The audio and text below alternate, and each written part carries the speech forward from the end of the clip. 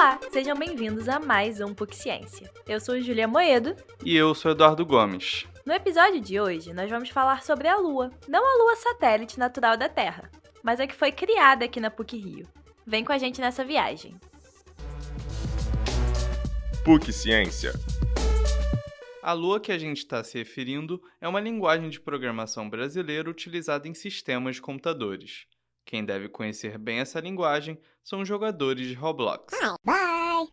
Roblox é uma plataforma gratuita que permite que os usuários criem jogos para brincar com os amigos e tenham o próprio mundo virtual. Essa liberdade chamou a atenção de crianças e jovens, que rapidamente se tornaram o público principal da plataforma. Esse sucesso foi baseado em Lua. Essa linguagem nacional, criada em 1993, atravessou as fronteiras do país e se tornou muito popular mundo afora. Lua foi usada na criação de jogos, da Wikipédia, do Waze e até mesmo no computador de bordo de carros da Volvo e da Mercedes. Mas antes de continuarmos, precisamos entender o que é uma linguagem de programação.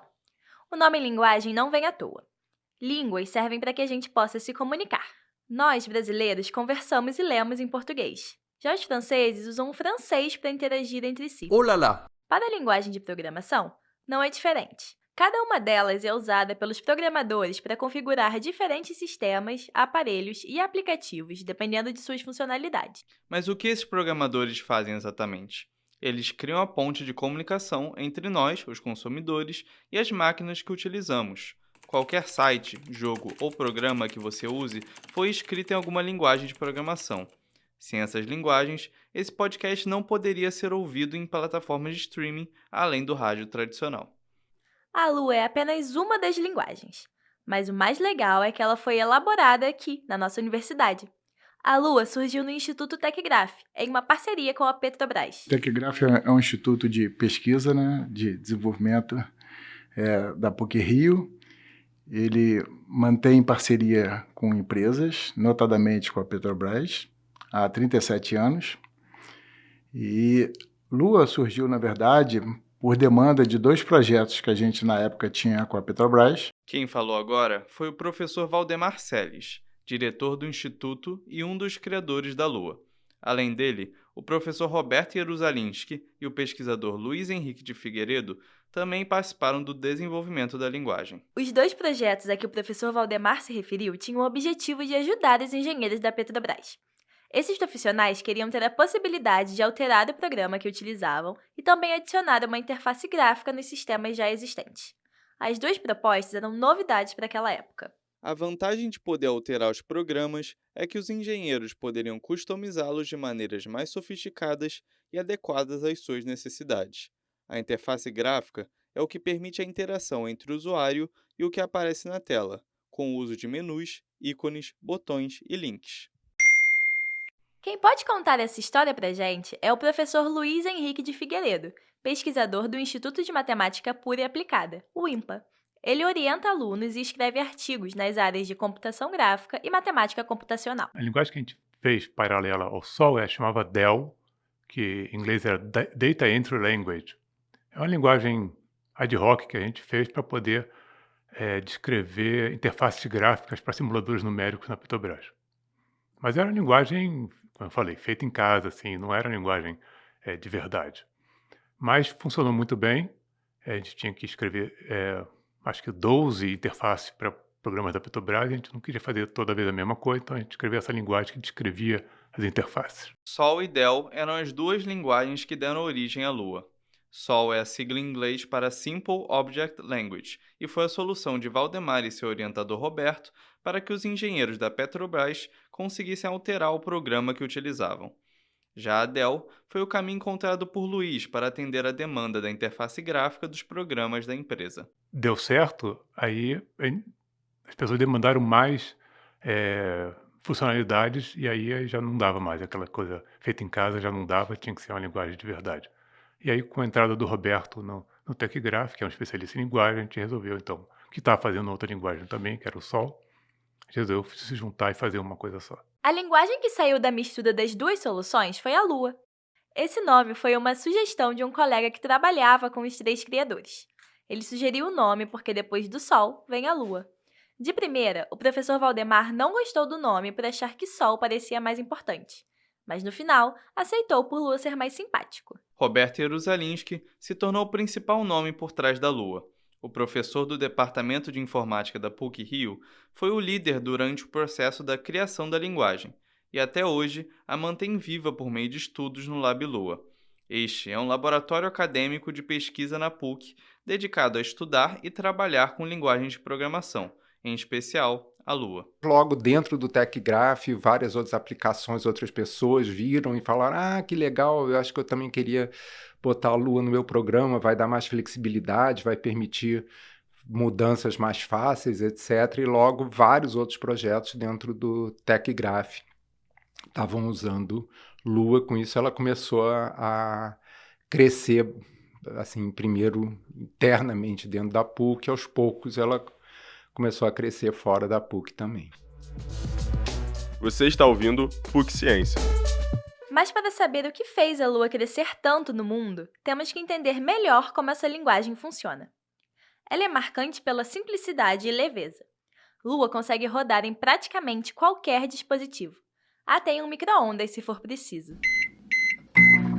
O objetivo era que essa linguagem pudesse ser usada em vários contextos e permitisse aos usuários escreverem diferentes sistemas sem precisarem ter conhecimento aprofundado de programação. Imagine as linguagens como marchas de um carro. Nesse cenário, a Lua seria como um carro de câmbio automático. Ela facilita a direção, mas também controla muito do que está sendo feito. Ou seja, com ela, programadores mais experientes não têm tantos recursos para utilizar. Mas programadores iniciantes podem encontrar na Lua uma porta de entrada para o mundo da computação. Mas afinal, como ela se espalhou para além da PUC? Os videogames são a principal resposta para essa pergunta, em especial o jogo Grim Fandango, da LucasArts. Esse foi o primeiro a utilizar Lua em sua composição. E tudo começou em 1996, depois da publicação de um artigo sobre essa linguagem em uma revista técnica para programadores. O professor Jerusalinski conta um pouco mais dessa história pra gente. Eu acho que em fevereiro de 97 a gente recebeu um e-mail de um cara da LucasArts dizendo, do estúdio, né, da LucasArts, dizendo: eu vi o artigo, não sei o que, achei muito interessante, a gente vai tentar usar Lua no nosso jogo. Os jogos eram super...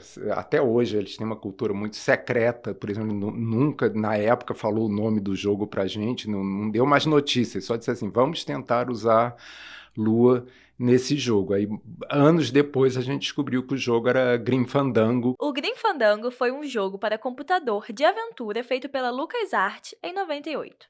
Esse foi o primeiro game da empresa criado no formato 3D. Os custos desse projeto foram bem altos, uma superprodução para a época que foi feita utilizando a Lua.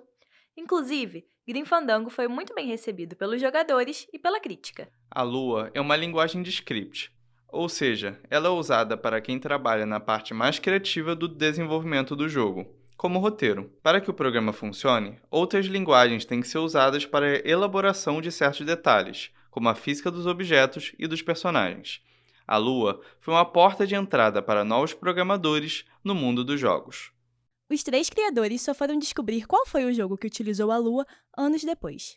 Aquele desenvolvedor do Grim Fandango que enviou o e-mail para o professor Roberto foi um dos principais divulgadores da Lua para outros criadores de jogos. Ele estava assistindo a uma mesa redonda no Game Developers Conference de 99, uma reunião de grandes desenvolvedores.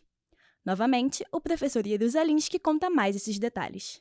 E aí ele conta que no final da mesa redonda era assim, todo mundo que estava na mesa redonda meio não estava defendendo, estava quase que assim: olha, eu usei tal linguagem, mas não foi muito bom, eu usei tal linguagem, também não foi muito bom, e aí no final estava aquele clima de, então não tem nada muito bom, e ele na plateia, ele depois foi fazer uma pergunta, né, ele levantou e falou: olha, eu tenho uma experiência muito boa usando Lua, foi assim... No Grim Fandango, aí o jogo já tinha saído e tal, no Grim Fandango, e foi uma experiência muito boa e tal. E daí a linguagem começou a se espalhar para vários outros estúdios. E foi assim que a Lua virou a linguagem de programação mais usada em videogames no início dos anos 2000. Desde então, jogos como Angry Birds, World of Warcraft, The Sims, Maybe Wabba! Garry's Mod e, é claro, Roblox utilizaram Lua em alguma fase do seu desenvolvimento. Além dos jogos, a Lua também alcançou reconhecimento no mundo acadêmico. Em 2007, a linguagem foi convidada a fazer parte do History of Programming Language, em português, a história das linguagens de programação. A conferência só ocorre a cada 15 anos e a Lua é a única representante de países emergentes a participar. Agora, o professor Roberto faz parte do comitê julgador da conferência. É um grande feito para nós ter um programador brasileiro neste grupo. De primeira, teve uma resistência natural dos países de primeiro mundo a usar uma tecnologia fora do eixo Estados Unidos, Europa e Japão. Só que quando perceberam as qualidades e o potencial de Lua, a linguagem ganhou espaço no mundo da computação. Apesar disso, o professor Valdemar Selles ainda vê uma certa relutância interna ao uso de Lua. Assim, eu acho que até hoje a gente enfrenta essa resistência inicial com qualquer tecnologia que a gente venha desenvolver. Por exemplo, o Lua é muito mais usado fora do Brasil do que dentro do Brasil.